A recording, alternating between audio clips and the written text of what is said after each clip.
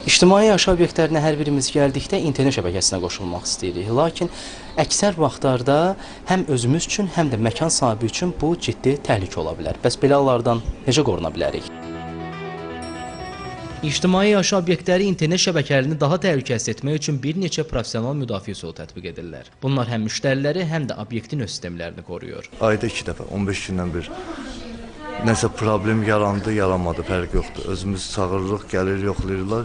Çünki o yoxlamanın səbəbi də odur ki, problem yaranmasın. Əsasən, məsələn, kassaya giriş ola bilər, müştəri narahatçılıq eləyə bilər, məsələn, restoranın sisteminə girmək olar. Yəni, çox şey ola bilər. Onları biz göz nəzərə alıb, göz qabağına gətirib, o problemləri həll eləmək üçün biz qabaqcadan öz cəhdimizi edirik. Təhlükələr isə tək ictimai yaşayış obyektlərində deyil.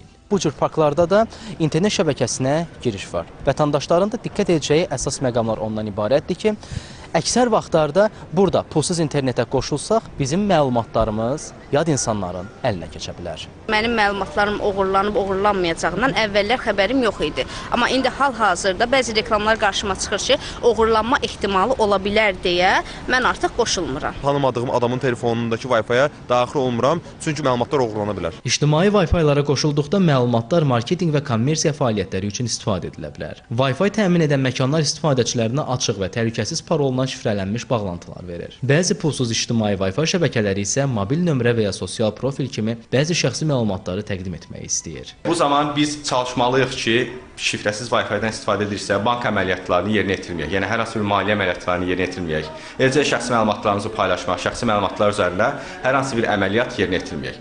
Şifrəsiz Wi-Fi olduqda avtomatik bizim cihazımız həmin Wi-Fi-yə qoşulmasın.